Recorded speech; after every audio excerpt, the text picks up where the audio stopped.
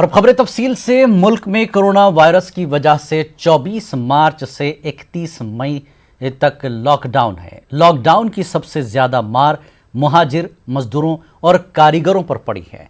काम बंद होने से इनके सामने रोजी रोटी का बुहरान पैदा हो गया है। सुप्रीम कोर्ट ने इस मामले पर अज खुद नोटिस लेते हुए मुहाजिर मजदूरों की सूरत हाल पर जुमेरात को अहम समाअत की। इसके दौरान सुप्रीम कोर्ट ने हुकूमत को हिदायत दी कि मुहाजिर मजदूरों को घर भेजने के लिए इनसे रेल या बस किराया वसूल न किया जाए, उनके किराए का इंतजाम हुकूमत करे। अब इस मामले की अगली समाअत 5 जून को होगी।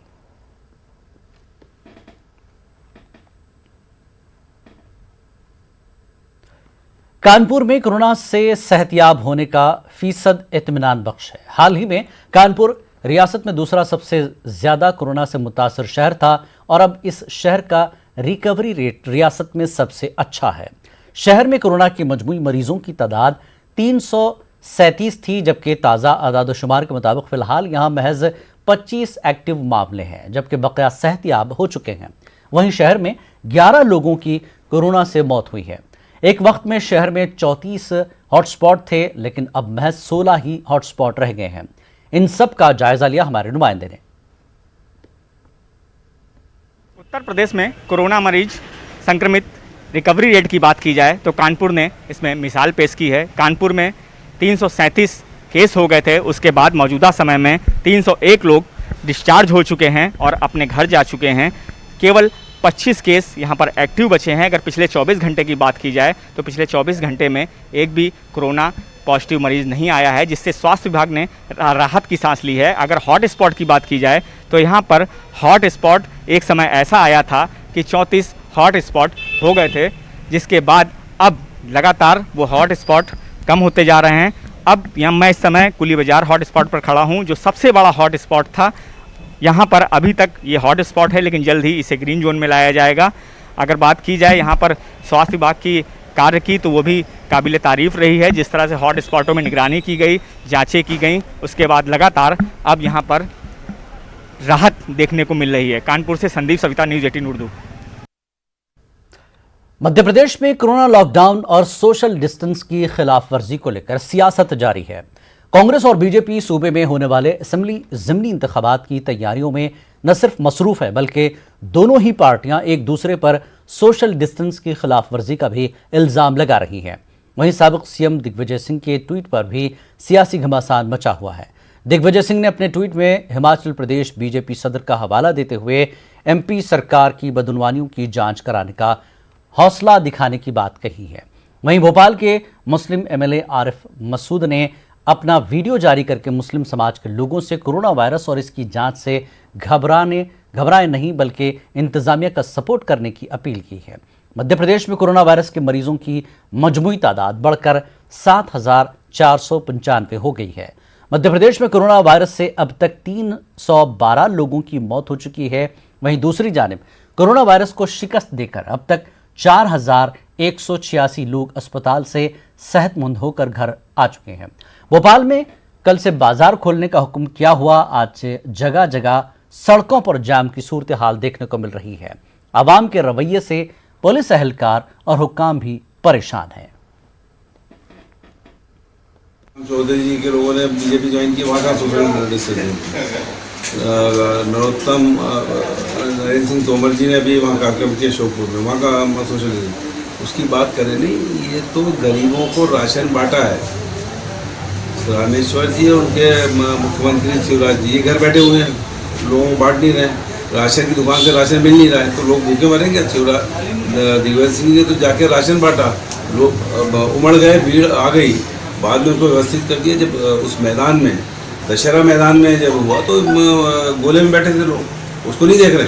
पर तुम तो राशन बांटो, तुम्हारा एरिया है वो बैरागढ़ और कोलार, वहाँ अपन बांट नहीं रहे और राशन की दुकान तो राशन मिल नहीं रहा है, तो आदमी क्या करेगा। कमलनाथ पे जो भ्रष्टाचार किए हैं उन पर कार्रवाई कर लें। हम पहले देख लें कि छिंदवाड़ा में जो 800 करोड़ रुपए का अस्पताल बनना था वो 1400 करोड़ कैसे पहुंचा, पहले वो जांचें कर लें। उन सब जांचों पर कार्रवाई करेंगे, चिंता मत करो। जो जो जांच के दायरे में आएगा उन सब पर कार्रवाई की जाएगी, चिंता मत करो। अभी तो राजा पहले तुम्हारे 15 महीने के पास तो निकाल लेंगे। जो वो कौन से अपने वन मंत्री थे, क्या बोलते हैं, उमंग सिंगार के आरोपों की जांच तो कर लेंगे। उसमें कौन कौन इस्तीफा देगा देखेंगे, मैडम देंगी, भैया देगा, अल्लाह देगा, मुन्ना देगा, राजा देगा, कौन देगा। अफजल कॉलोनी और आसपास जिनसी इस इलाके के लोगों से मेरी दरख्वास्त है कि आप लोग घबराए नहीं, डरे नहीं। रात में भी मैंने वहाँ के ज़िम्मेदार लोगों से बात करी थी। बहुत सारे लोगों के फ़ोन आए थे। राजा का खुद का फ़ोन था, मौलाना माज साहब का था और आबिद हाजी का था और तमाम बहुत सारे मोहल्ले के ज़िम्मेदार, छोटे बड़े, सब ने, अनजान लोगों ने भी फ़ोन करे थे जिनको मैं बहुत ज़्यादा नहीं जानता। मैंने उन सबसे कहा था कि आप परेशान नहीं होइए। गालियों को मैंने बोल दिया, कोई ज़बरदस्ती नहीं करेगा। पॉजिटिव होने की वजह से तहसीलदार क्वारंटाइन कराने के लिए गए थे, लेकिन कोई ज़िद नहीं करेगा। आप लोग अपने घर में क्वारंटाइन रहें, बाहर ना निकलें। लॉकडाउन के सबब कारोबार बंद हो गए हैं, जिसके सबब मजदूरों का अहल अपने आबाई वतन की जानिब पलायन करने का सिलसिला जारी है। मुंबई से मुत्तसिल मुमरा शहर से अब तक पुलिस की निगरानी में 10,000 से ज्यादा मजदूरों को बजरिए ट्रेन उनके आबाई वतन भेजा जा चुका है। यहाँ से उड़ीसा, मगरबी बंगाल और यूपी, बिहार के मजदूरों को बसों में बिठाकर थाने स्टेशन पहुंचाने का काम मकामी पुलिस कर रही है। साथ ही इन मुसाफिरीन को खाना व पानी भी दिया जाता है। अरे यूपी, वेस्ट बंगाल और उड़ीसा जा रहे हैं। कितने लोग हैं सर? यूपी के यहाँ से जा रहे 400 लोग जा रहे हैं, क्योंकि ट्रेन कम है। कल का जो ट्रेन कैंसिल हुआ था वही ट्रेन आज है। तो दीवा और मुमरा यहाँ से टोटल जा रहे 800 लोग जा रहे हैं। उड़ीसा के यहाँ से एक तकरीबन 800-900 लोग जा रहे हैं और उड़ीसा के 100 लोग हैं। उड़ीसा के लोग कम है यहाँ से। 8 बार ट्रेन हमने भर के भेजा है। करीबन 8,000 लोग यहाँ से गए हैं। दीवा और मुमरा से यूपी, बिहार, झारखंड और राजस्थान के लिए कम से कम 8,000 लोग यहाँ से गए हैं।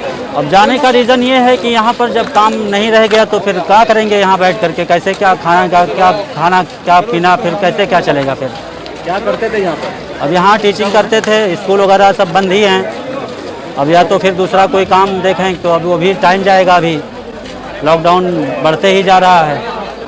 अभी हम लोग सर भाड़े के रूम से रहते थे, अब भाड़ा नहीं दे पा रहे। 2 महीने से काम धंधा सब बंद है। जब तक था सर तब तक खाए, अभी कुछ रह नहीं गया, तो इसके लिए हम लोग गाँव जा रहे हैं। कर्नाटक के रायचूर में एक और कोरोना पॉजिटिव मामला सामने आया है। नया मामला सामने आने के बाद मुतासरीन की तादाद अब तक 72 हो गई है।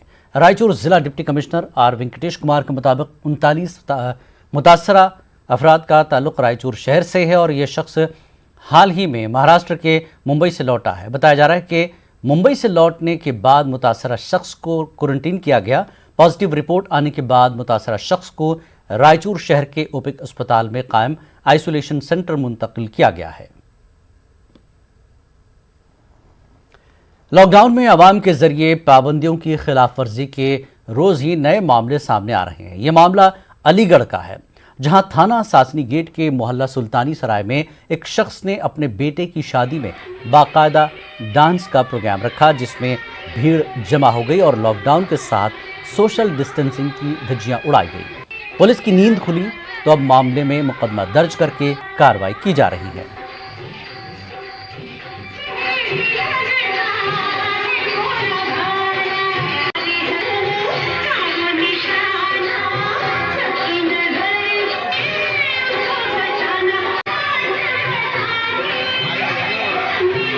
हाँ, ये एक वीडियो वायरल हुआ है। कल रात एक आदमी ने शादी करने के समय उनका भीड़ इकट्ठा कराया घर के अंदर और उसका आंगन के अंदर कुछ डांस प्रोग्राम वगैरह भी उन्होंने ऑर्गेनाइज कराया। उसके खिलाफ लॉकडाउन का उल्लंघन का मुकदमा दर्ज कराया। आगे विवेचना करके आगे कार्रवाई करेंगे। उसका शादी का कार्यक्रम था, वो नामजद है उनका जो घर का अंदर है। बाकी सब वीडियो के आधार पर बाकी लोग विवेचना कर रहे हैं। कोरोना वबा के खतरे से निपटने के लिए लॉकडाउन के दौरान मेडिकल स्टाफ के साथ पुलिस इंतजामिया को भी नए चैलेंजेस का सामना करना पड़ रहा है। क्राइम कंट्रोल और अमन अमान कायम रखने के साथ पुलिस को लॉकडाउन के नफाज को कामयाब बनाने के लिए भी मुश्किल हालात में ड्यूटी करनी पड़ रही है। एडीजी मेरठ जोन प्रशांत कुमार के प्रमोशन और तबादले के बाद अब राजीव सब्रवाल ने एडीजी मेरठ जोन की हैसियत से कमान संभाल ली है। लॉकडाउन के दौरान शहर के मुख्तलिफ इलाकों में पुलिस इंतजामात का जायजा लेने के लिए आज एडीजी राजीव सब्रवाल ने इन इलाकों का दौरा किया और पुलिस अफसरान को जरूरी खिदमात जारी किए। लॉकडाउन के दौरान पुलिस के लिए नए चैलेंजेस और हिकमत अमली को लेकर एडीजी मेरठ जोन राजीव सब्रवाल से बात की हमारे रिपोर्टर तंजीर अंसार ने।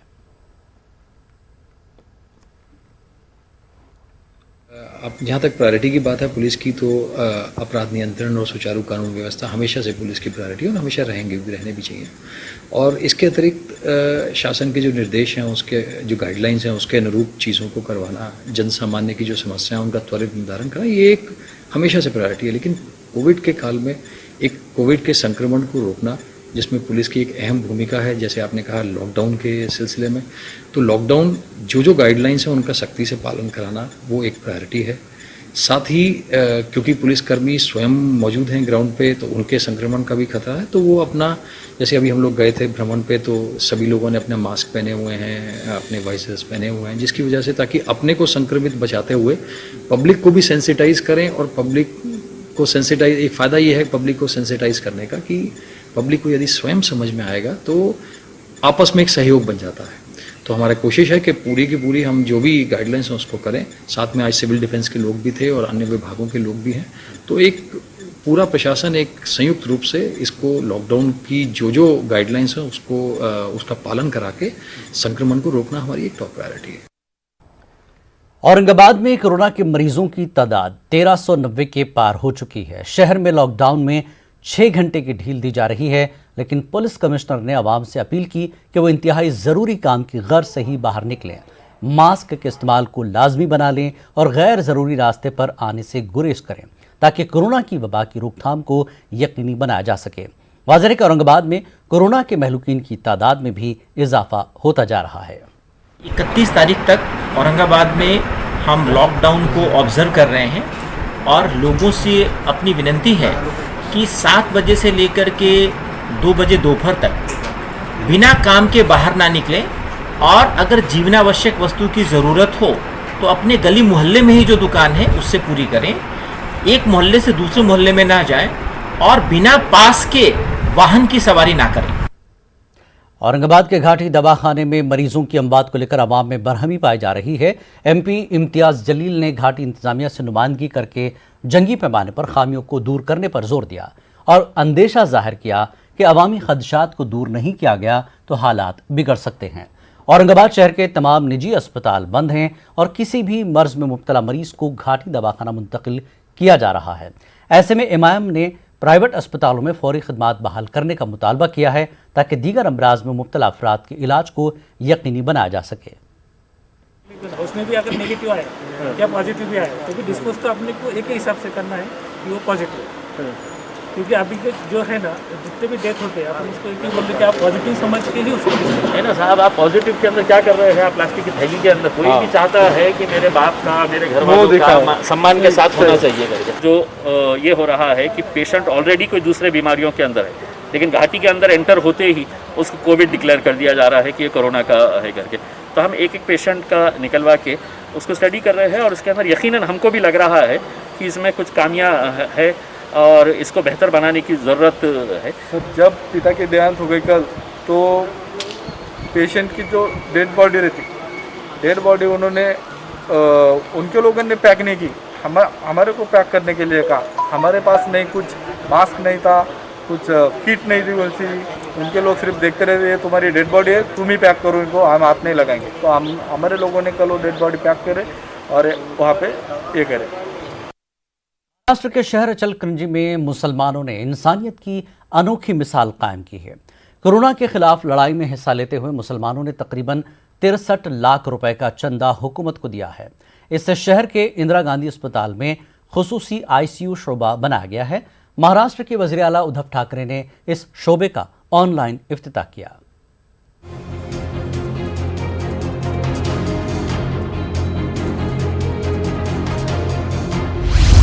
महाराष्ट्र के मुसलमानों ने इंसानियत की अनोखी मिसाल की कायम।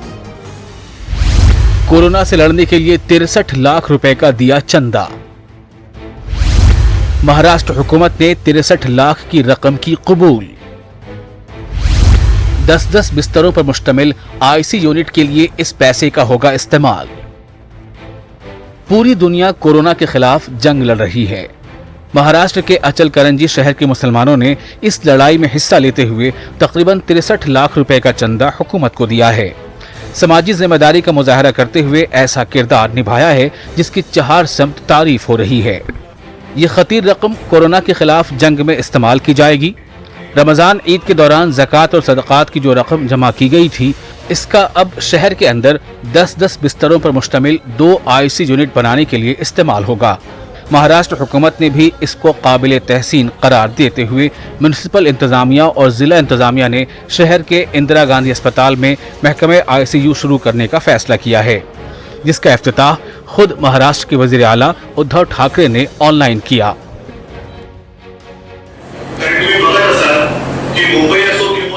अचलकरंजी के मुसलमानों ने मुल्क में हर एक को राह दिखाई है। अब तक हमने हिम्मत और सब्र के साथ कोरोना वायरस के फैलाव को रोकने के लिए हर मुमकिन कोशिश की है। वहीं अवामी शिरकत भी इस वबाई मर्ज से लड़ने के लिए बेहद ज़रूरी है। ये एक काबिल तहसीन और काबिल तक़लीद अमल है।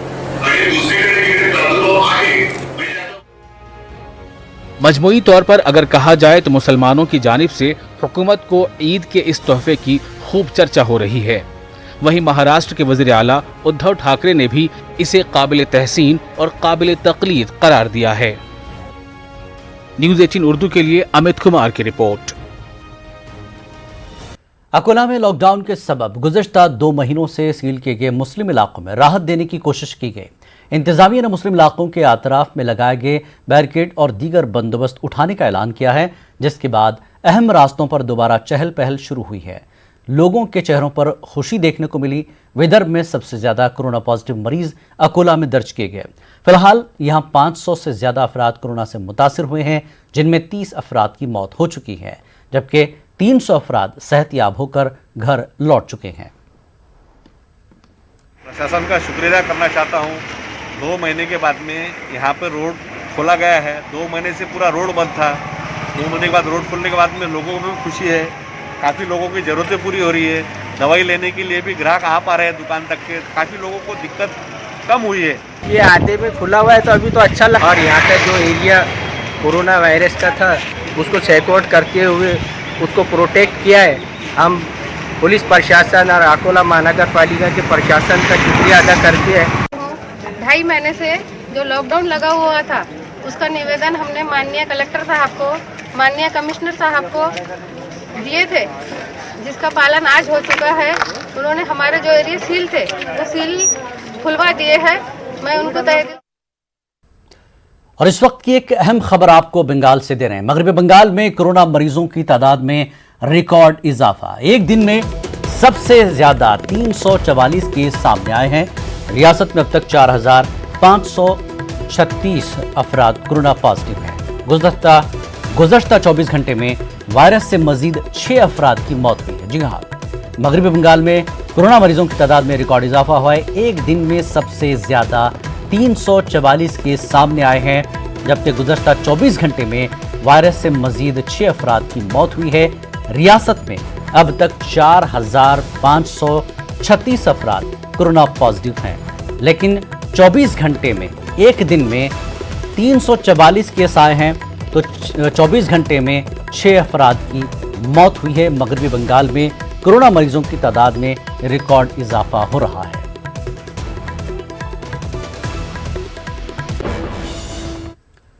आजकल किसान टिड्डियों से परेशान हैं। ये टिड्डियां अब राजस्थान और मध्य प्रदेश होते हुए महाराष्ट्र का रुख कर रही हैं। अमरावती जिले में भी इन टिड्डियों ने किसानों को परेशानी में मुब्तला कर दिया है। रफ्ता रफ्ता ये टिड्डियां पूरे जिले में फैल रहे हैं और सब्जियों के अलावा संतरा, पपीता और दीगर फसलों को शदीद नुकसान पहुंचा रहे हैं। पहले तो किसान कोरोना के चलते जारी लॉकडाउन की मार झेल रहे हैं, तो ऐसे में इन टिड्डियों ने किसानों की परेशानी में मजीद इजाफा कर दिया है।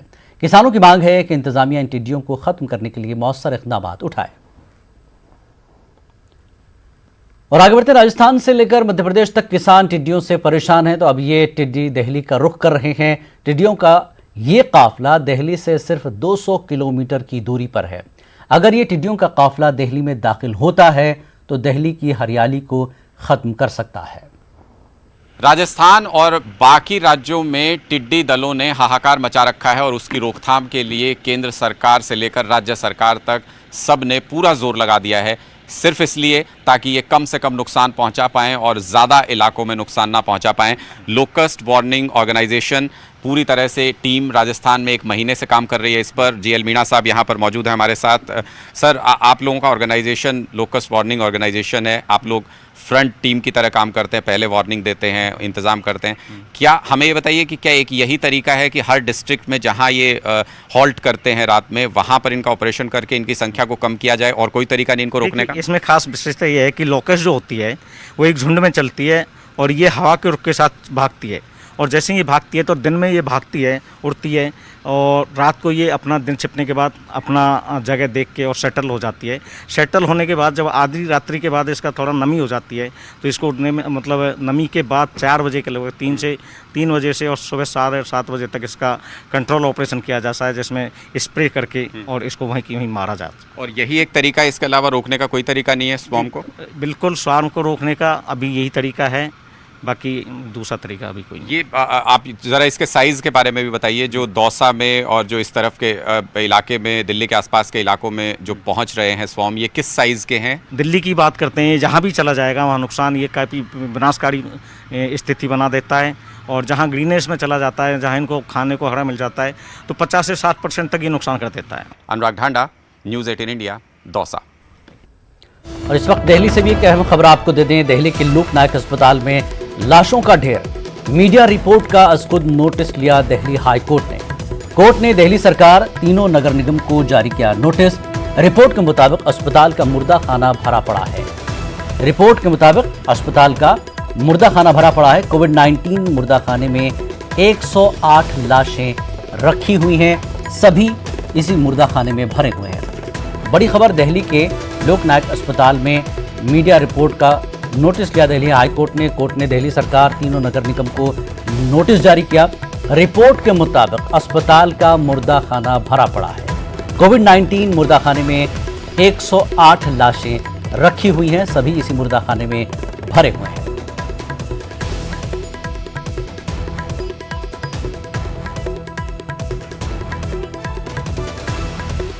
एक बार फिर आपको बता दें, दिल्ली के लोकनायक अस्पताल में लाशों का ढेर, मीडिया रिपोर्ट का अज़खुद नोटिस लिया दिल्ली हाई कोर्ट ने।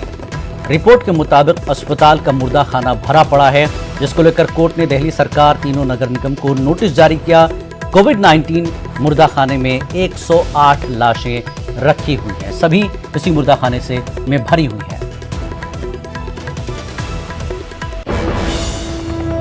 खास बात इंडिया में फिलहाल इतना ही। आप हमारी वेबसाइट urdu.news18.com पर ताज़ा खबरें पढ़ सकते हैं। आदाब।